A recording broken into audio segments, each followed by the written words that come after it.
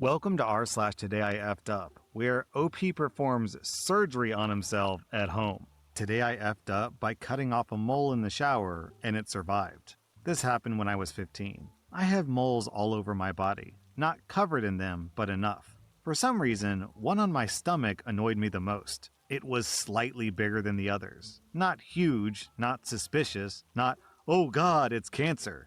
It just stuck out, like a perfectly smooth plastered wall with one tiny pebble ruining the whole surface. So one day, I'm standing in the shower with the water running, and I think, what if I just cut it off? I've heard that people remove moles before. Remove means it can be done, right?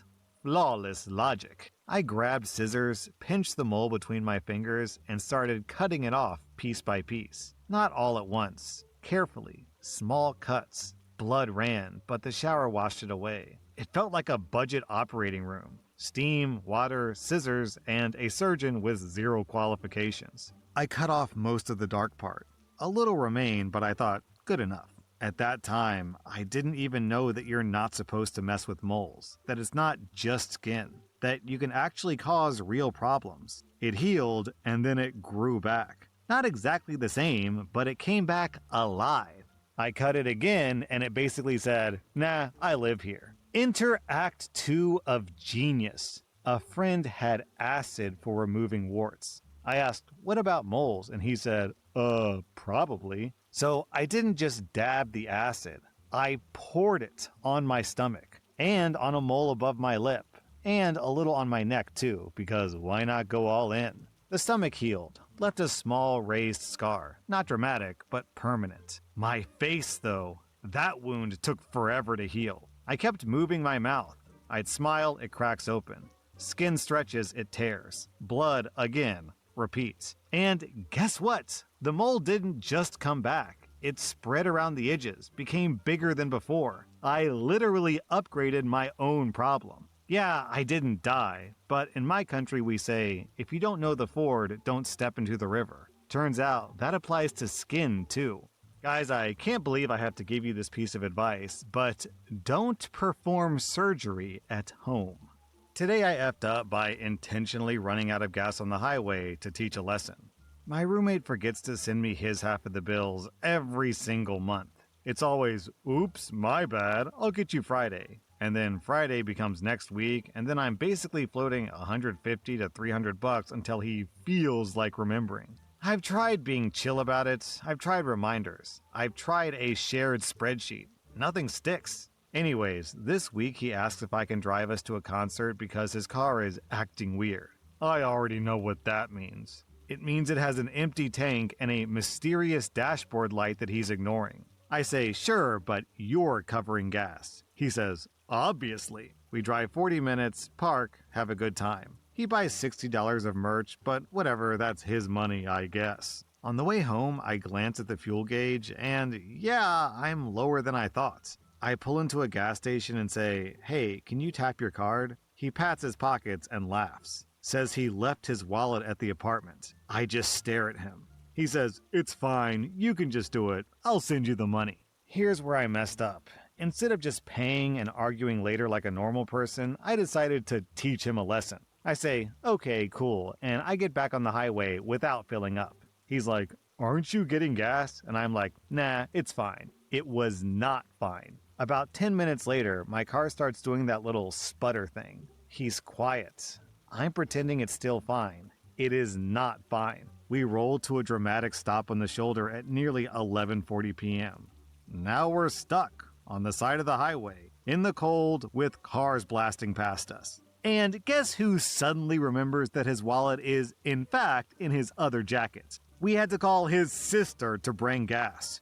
She shows up furious because she has work at 6 a.m. While we're waiting, he tries to joke about it, and I just lose it. I tell him I'm done fronting him money for anything. No more floating bills, no more covering tickets, nothing. He gets home and he's saying I overreacted and that running out of gas to make a point was childish. He says I put us in danger, which, yeah, I kinda did. Now he's sulking and saying I embarrassed him in front of his sister. I feel stupid right now because I absolutely could have just put $20 in the tank and dealt with it later. OP, sounds to me like your roommate could use a healthy dose of embarrassment. What a douche. How can he buy merch and then suddenly, whoops, out of money? What a funny coincidence. You're right, man. I would have filled up the tank myself, kicked him out of my car, and forced him to walk home, or get an even more expensive Uber. Today I effed up by walking off a stroke for a week. I'm a 21-year-old woman, and I was waiting in line in Dunkin' Donuts when, very suddenly, the left side of my face went numb. This was weird because my normal paralysis doesn't include numbness and didn't often affect my face. I have a mystery medical condition of 2 years that causes my body to randomly become immobile. Anyways, I had an iced matcha latte to order, and though it was difficult to speak with half my face immobile, I was a regular enough customer that the lovely staff were able to piece together what I was saying, and my matcha was secured. I continued on with my day, going to classes and work. I had been sick the week prior, and was wearing a mask to reduce the chance of infecting anyone else. The next day, my face was still numb, which was frustrating because I had to teach. With enough focus, I was able to enunciate my words well enough to be understood by my students. And I was focused on completing a worksheet with them that they could read without my speaking. All was well. This pattern continued with me finding ways to communicate with limited words for about a week, until I got sick of not being able to talk properly and finally went to urgent care. They sent me to the emergency room, gave me a CT scan, and they said, "There's an area of blood on your brain that wasn't there before." What? How'd it get there? No clue. Will it go away on its own? Eventually. And then will I be able to speak again? Probably. I thought, great, I should get back to my dorm to study for an upcoming exam. But alas, they insisted I go to another hospital over an hour away for more testing. Thus began my 2-night stay in the intensive care unit, followed by another 3 days admitted to the general hospital. I was going to be released after just 1 day in the hospital, but I had 1 seizure and that delayed my great escape significantly. Here's where I screwed up. I had no idea until day 4 in the hospital that brain bleed means stroke. And even once I knew I had a stroke, I didn't know how bad that was. So I'd emailed all of my professors and bosses explaining that I wouldn't be able to come into work for a few days because I had a brain bleed, and that I'd be in touch once all of my blood was back where it was supposed to be. I received so many get well soon baskets and hospital visits over the next few days, and so many texts from people wishing me a swift recovery and offering me so many favors to aid in my recovery. Turns out, strokes are often lethal, and I freaked out everyone I know with how nonchalantly I referenced my apparent medical emergency. Moral of the story, strokes are bad, and if half of your face suddenly goes numb, that's a good reason to shell out and go to the emergency room. OP, the most shocking thing to me is that not one person said to you, hey, you might be having a stroke, because is it not common knowledge that if half of a person's face goes numb and slack and then they start slurring their speech that they're having a stroke? If you guys don't know this, listening to this video, those are major stroke signs. If half of a person's face goes limp, please tell the person that they're probably having a stroke. Today I effed up by flying across the Atlantic to get dumped. I'm a 34-year-old guy living in Canada. I had a bad breakup from a long-term relationship in the fall of 2024, and I guess I was vulnerable. Maybe I still am. 4 months ago, I went to London, UK for a friend's wedding for 2 weeks. While there, I hit it off with one of his wife's friends. There was a definite attraction. We went on a short 2-day trip as well after the wedding, and we were like teenagers in love. Anyway, I had to return to Canada, of course, but I wished I didn't have to leave. We stayed in touch, texting almost every day and calling occasionally too. And last month, she asked me to come visit her. I was a bit tight for money, but still said yes because I wanted to see her. The days leading up to it, I saw less communication from her, but she reassured me that she was just busy with work. I landed into London last week, checked into my hotel, and asked if we could meet. We met for coffee, and within 5 minutes, she says she can't do this anymore and doesn't really like me. I asked if this was because of the distance, and she said no, she just wasn't feeling it. Then I asked why she couldn't just tell me this on the phone, and she said she never does that and felt like she owed me to tell me in person. Oh my god, I just left. I'd planned to be in London for 5 days, but got on a flight the next day. Since then, I've been pretty much in a state of shock, confusion, and frustration. I can't believe it. You know, OP, this is like on a much, much smaller scale. Okay, to be clear, what happened to you is way, way worse. But I remember one time when I was working at the office job I had before I became a YouTuber, one time my boss called me into his office to talk about a personal thing that was completely unrelated to me about my life. And afterwards I was like, why'd you call me into your office for that? This is like my personal matter thing. So shouldn't you come to me to talk to me about this? Because, being called into the boss's office is, a little bit intimidating. It can be scary sometimes. It's a symbol of authority. You should come to me. I shouldn't come to you for this. And then, of course, what happened to OP is 10,000 times worse and much more expensive. This lady is rude. I might even go so far as to say that that was a B-word move. What a genuine butthole that woman is. We have this story from Vixen Lion. I drove for 3 hours to see my boyfriend, and he broke up with me. I immediately left, but my car broke down and I had to get towed. The poor tow truck driver had to listen to me cry all the way. You didn't F up. That sucks that she did that to you. Today I effed up by eating a snack without researching it first. I noticed these pouches of mango-flavored jelly in a grocery store a few days ago. I figured I might as well pick one up in case I wanted a snack sometime. I didn't recognize the name of the jelly, but figured it was something similar to agar. I finished the little pack of jelly more quickly than I would like to admit. I kept watching YouTube for like 45 minutes, lying on the couch, when all of a sudden I take a breath and feel a stab of pain. I try to sit up and I get waves of pain radiating from my abdomen, which has become extremely rigid all of a sudden. I got up and the pain got worse. I could feel my guts in a way that I never have before, and never want to again.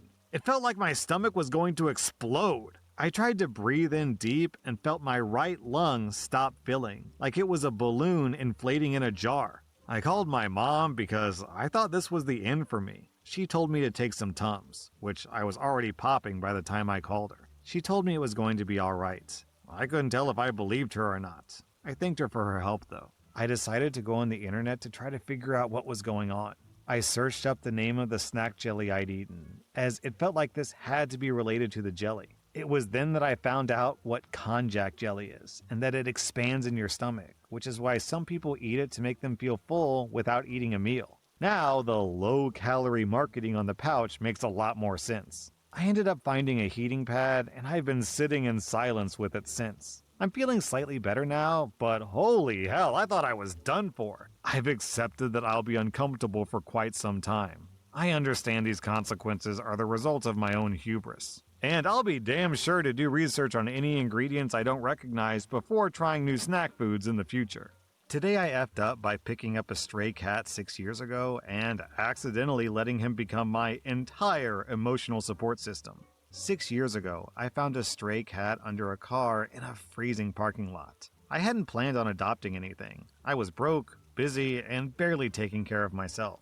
I only stopped because I heard a weak little sound that didn't even qualify as a proper meow. He looked terrible, skinny, dirty, one torn ear, but he didn't run when I crouched down. He just stared at me like he was too tired to care anymore. I bought the cheapest can of cat food I could find and brought it back. He devoured it, and when I tried to leave, he followed me. Not close enough to touch, just far enough to say, "Don't disappear." So I picked him up and took him home, just for the night. You already know how that goes. The vet said that he had probably been on the street a long time. Fleas, worms, scars. But he never scratched me, never hissed. He just watched everything carefully, like he was learning whether his new life was real. Weeks turned into months, months into years. He became part of every routine. Morning headbutts, sitting next to my keyboard while I worked, sleeping on my chest like he was checking if my heart was still beating, following me to the bathroom like a tiny, silent bodyguard. When life got rough, he was constant. When I felt alone, I wasn't. Here's the screw up. I let him become irreplaceable. Today, he died. It was painful. I was there with him. No cold pavement, no hunger, no fear. Just warmth and a hand on his head. The apartment is silent now. I keep thinking I hear him walking down the hallway. 6 years ago, I thought I saved a stray cat. Turns out, he was the one holding me together this whole time. OP, if that is a screw-up, then every single person who adopts a pet and falls in love with a pet has also screwed up. And I refuse to believe that because the dogs that I've had in my life were not screw-ups. They were noble animals who made my life better. That was r/Today I F'd Up, and if you like this content, check out my Patreon where I publish extra episodes. Also, hit that subscribe button because I put out new Reddit videos every single day.